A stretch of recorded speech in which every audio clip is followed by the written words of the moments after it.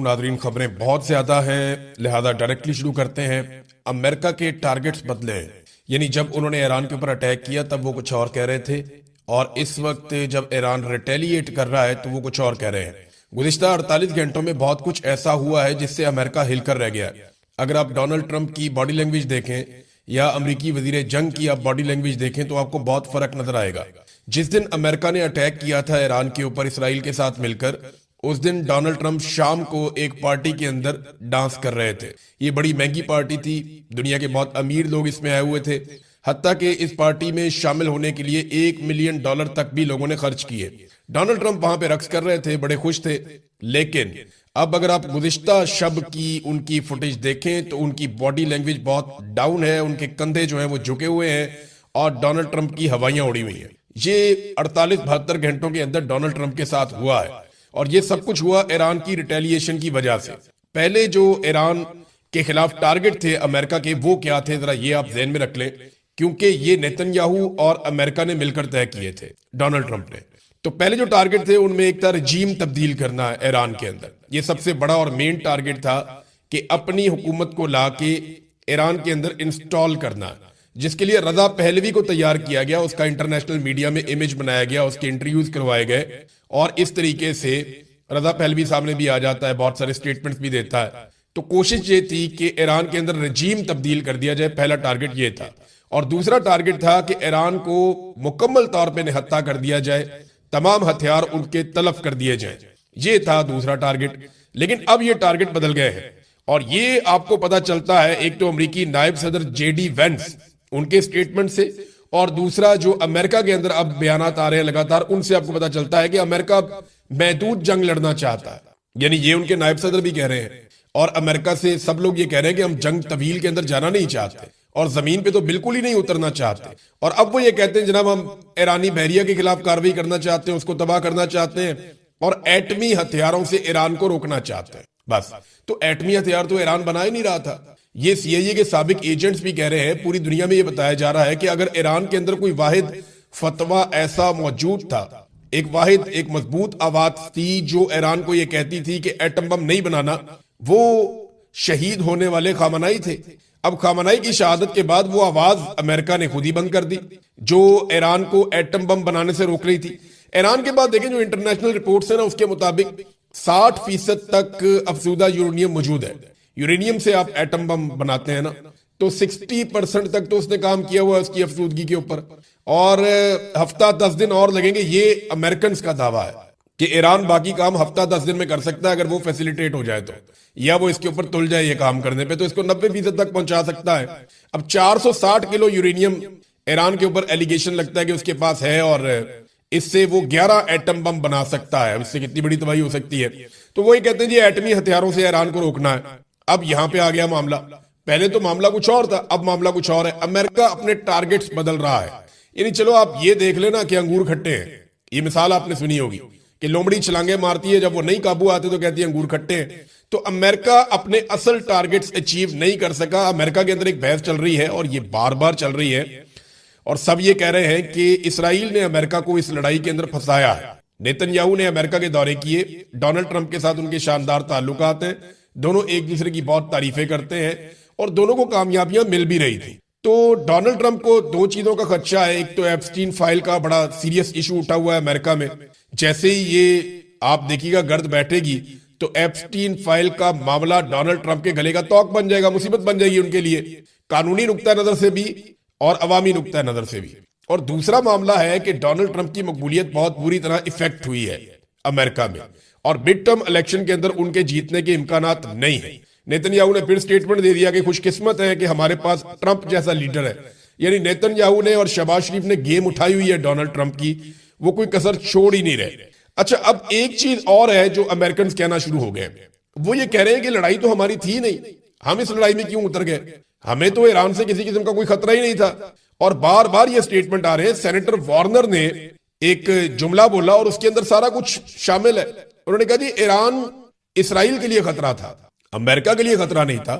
اگر ہم نے ایران پر اس لیے حملہ کیا ہے کہ وہ ان کے لیے خطرہ ہے، تو مبارک ہو اسرائیل کے یہودیوں نے امریکہ پر قبضہ کر دیا ہے۔ اب یہ رپورٹ ہوا جناب وہاں پہ سینیٹر وارنر نے یہ سٹیٹمنٹ دیا امریکہ میں سب لوگ ایسے ہی سوچ رہے ہیں. یہ ایک سروے بھی ہوا امریکہ میں اور یہ سی این این نے سروے کروایا. ان کے سروے بڑے مقبول ہوتے ہیں امریکہ میں. سی این این بتاتا ہے امریکہ کے سروے کے اندر کہ امریکیوں کی رائے کیا ہے اس جنگ کو لے کر. ڈونلڈ ٹرمپ امریکیوں کو ایران کے خلاف جنگ پر قائل نہیں کر سکے اور 59% امریکی اس جنگ کے خلاف ہیں. 88% جو امریکی ہیں وہ یہ کہتے ہیں کہ ایران کی سرزمین پر فوج نہیں اتارنی چاہیے, یعنی انہوں نے مخالفت کر دی ہے. جبکہ ڈونلڈ ٹرمپ کہتا ہے ہم یہ کر سکتے ہیں, لیکن امریکی کہہ رہے ہیں کہ ایسا بالکل نہیں کرنا چاہیے. اور 88% امریکی اس کے خلاف ہیں ڈونلڈ ٹرمپ کی رائے کے. اور لگ بھگ 60% یہ کہتے ہیں کہ ٹرمپ کے پاس ایران سے ڈیل کرنے کا کوئی پلان نہیں تھا, کہ ایران سے کس طرح نمٹنا ہے اس کے پاس پلان ہی کوئی نہیں تھا, اور انہوں نے اس جنگ کی مخالفت کی ہے. ناظرین, سعودی عرب کے اندر جو امریکی امبیسی کے اوپر اٹیک ہوا, میں نے آپ کو پچھلے ویلاگ میں بتایا تھا, اس کی تصدیق ہو گئی ہے. اور اب کچھ اطلاعات آ رہی ہیں جو مجھے وہاں پہ مقامی سورسز نے بتایا. انہوں نے کہا جی کہ وہاں پہ امریکی فوجی اور دیگر لوگ بھی موجود تھے امبیسی کے اندر.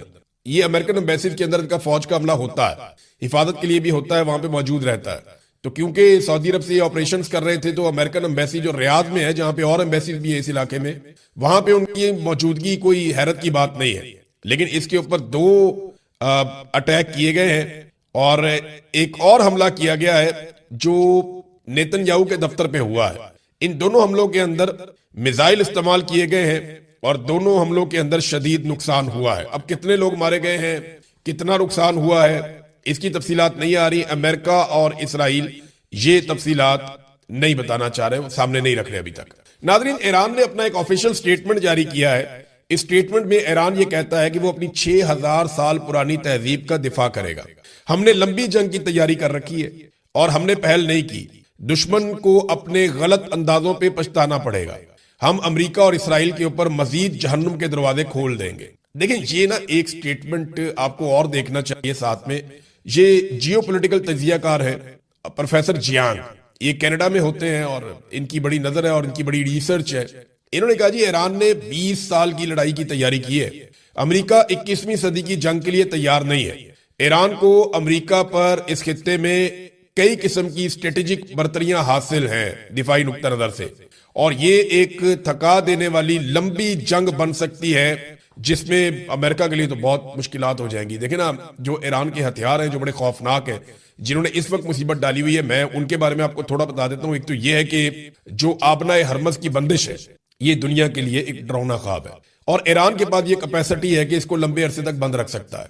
اب دنیا بھر کی کمپنیاں جو ہیں وہ خسارے میں جانا شروع ہو جاتی ہیں, اور آپ کو پتا ہے دنیا کی سب سے امیر کمپنیاں آئل کی, اور سب سے بڑا بزنس جو ہے, one of the biggest businesses in the world, یہ آئل مارکیٹ ہے, اور اس سے دنیا کی باقی ساری مارکیٹ کنٹرول بھی ہوتی ہے. تو یہاں پہ جو یہ بندش ہے, اس کے نتیجے میں خلیجی ممالک کا بہت نقصان ہو رہا ہے. امریکہ پہ اور یورپ پہ دباؤ بڑھ رہا ہے. یورپ میں جو گیس کی قیمتیں ہیں, یورپین گیس کی, وہ لگ بھگ 50% تک اوپر جا چکی ہیں اور مزید اوپر چلی جائیں گی. $85 فی بیرل تک, یعنی $5 مزید اضافہ ہو گیا ہے, اور یہ لگاتار اضافہ ہوتا چلا جا رہا ہے عالمی منڈی میں تیل کی قیمتوں میں. یہ چیز دباؤ بڑھاتی چلی جائے گی. دوسرا ایک اور بڑا خوفناک ہتھیار جو ایران استعمال کر رہا ہے, یہ 2 جن کو وہ فزیکلی یوز کر رہا ہے, ایک اس کے کلسٹر بمز ہیں. انہوں نے اسرائیل کو اور امریکہ کو بہت حیران کیا, خاص طور پہ اسرائیل کو, اس لیے کہ اسرائیل کے شہروں کے اوپر وہ یہ کلسٹر بم پھینکتے ہیں. یہ کلسٹر بم ہوتا کیا ہے میں آپ کو بتا دیتا ہوں. یہ ایک ایسا بم ہوتا ہے جس کو جب کوئی فائر کرتا ہے تو ایک مخصوص فاصلے پہ پہنچنے کے بعد, اس سے پہلے کہ اس کو انٹرسپٹ کیا جائے, یہ ایک بم بہت سارے بموں میں تبدیل ہو جاتا ہے اور آگے سے یہ بارش کر دیتا ہے بموں کی. تو یہ کلسٹر بم ہے. یہ امریکہ نے مارے تھے افغانستان کے اندر, اور بھی کئی جگہوں پہ مارے ہیں انہوں نے. تو یہ جو کلسٹر بم ہے یہ اسرائیل کے اوپر ایران استعمال کر رہا ہے. حیرت کی بات یہ ہے کہ ایرانی سائنسدانوں کو لگاتار نشانہ بنایا گیا گزشتہ کئی سالوں میں, لیکن اس کے باوجود ان کے ہتھیاروں کی تیاری کو روکا نہیں جا سکا. ان کے میزائل بھی تیار ہیں, ان کے ڈرونز بھی تیار ہیں, اور لگاتار تیار ہو رہے ہیں. یہ جو کلسٹر بم ہے ایران کے پاس, یہ 80 دیگر بموں میں تبدیل ہو جاتا ہے.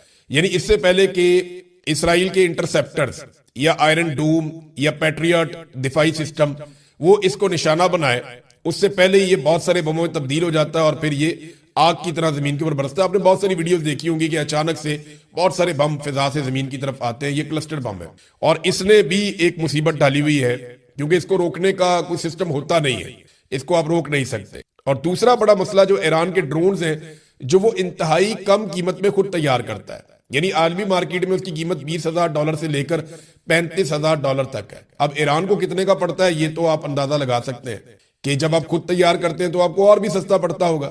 تو ان ڈرونز کو روکنے کے لیے، یعنی ڈرون تباہی تو پھیلا رہے ہیں اور یہ بہت سستے ڈرونز ہیں، لیکن جتنی تیزی سے یہ بن رہے ہیں، جتنی تیزی سے ایران ہتھیار بنا رہا ہے، اتنی تیزی سے ان ہتھیاروں کو روکنے والے ہتھیار نہیں بنا پا رہے۔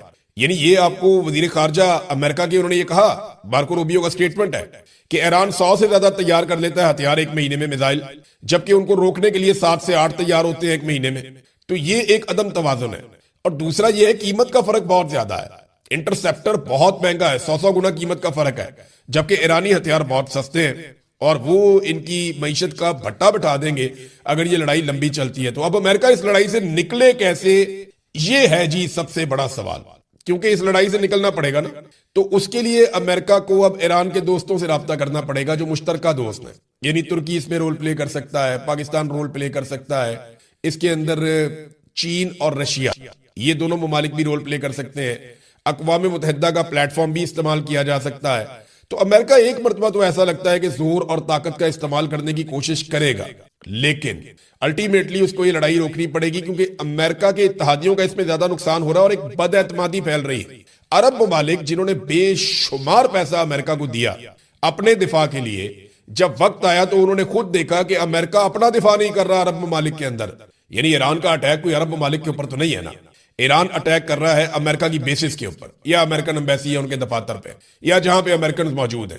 اب وہاں پہ امریکنز اپنا دفاع نہیں کر پا رہے ان عرب ممالک کے اندر، تو یہ عرب ممالک کا دفاع کیا کریں گے، یہ سوال پیدا ہو گیا ہے۔ امریکہ نے آرڈر جاری کیا ہے کہ فوری طور پہ امریکی شہری 14 ملکوں سے نکل جائیں۔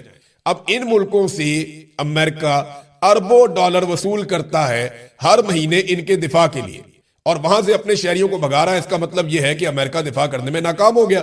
اب عربوں کو سوچنا پڑے گا کہ اپنی فوج تگڑی کرنی ہے، اپنے ہتھیار بنانے ہیں، یا امریکہ کی طرف ہی دوبارہ دیکھنا ہے۔ یعنی ایران، عراق، شام، اسرائیل، مصر، قطر، عمان، اردن، یمن، کویت، بحرین، لبنان، سعودی عرب، یو اے ای، ان سارے ملکوں سے امریکہ اپنے شہریوں کو نکال کر لے جا رہا ہے۔